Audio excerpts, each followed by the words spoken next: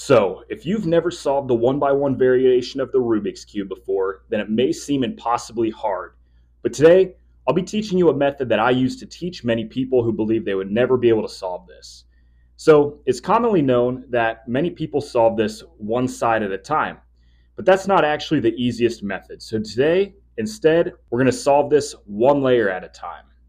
Now, the first step is to make the bottom layer. Now, if you're color neutral, then you can start on any color. So I guess if green is already at the bottom, then start at green, but it's best to keep it consistent when you're just starting out. Today, I like to start with white. So if you have white on the top layer, all you're going to do is do an R2 to turn the cube completely upside down. But if white is on the sides, then you actually can't do that rotation because you'll run into parity and the rest of the cube will be unsolvable. So instead, we'll be using a simple algorithm to help get white onto the bottom. The notation can look a little bit scary, but it's pretty simple. R means turn the right side. U means to turn the top side.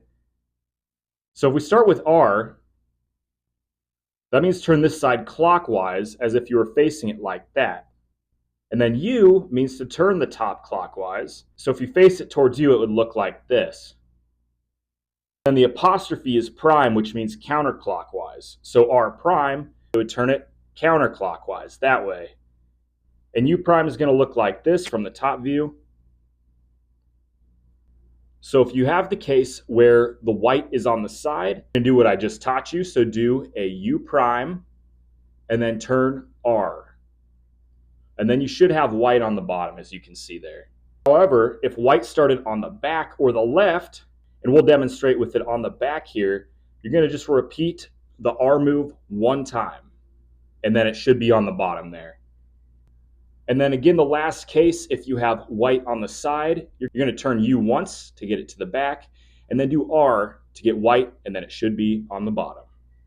So the next thing you'll probably want to learn is a couple good finger tricks. So for turning the right side, you can use your entire wrist, but using a wrist for the top is not very fast at all.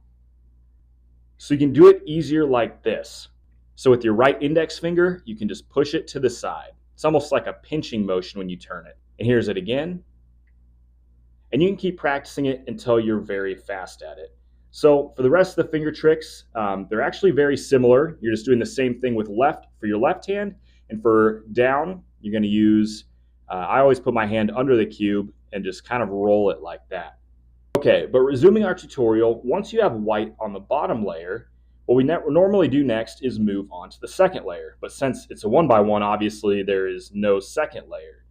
So what you can do then is move straight to the last layer. So in this case, the last layer color is actually yellow. And normally there's a lot of steps here, but since it's a one-by-one, it's actually a lot simpler. There are no edge pieces, and the corner pieces are already in the perfect spot too. So we can just skip straight to the last step. We turn the cube upside down and try to get yellow on the bottom. Now, very often yellow will already be at the bottom, but if this is not, then you can just repeat the same algorithm we did from the start to try to get yellow on the bottom. So here I'll do it once. So we'll start with it at the top here, for example, and then you can just do a U move and then R2, and then yellow should theoretically be at the bottom. So here it is again. You're going to do a U move and then R2. And there it is at the bottom. So you can see now the one-by-one is solved. So let's be honest. We all know the classic 3x3 Rubik's Cube is a lot more impressive, but that also takes a lot more practice, similar to this one-by-one. However, the one-by-one can be a good entry point to speed cubing because it's simpler to learn. So if you followed along and successfully made it to the end, then congratulations on solving your first one-by-one cube. And if anything along the way was unclear, you can just go back in the video. But if you couldn't solve this using the video, you need help.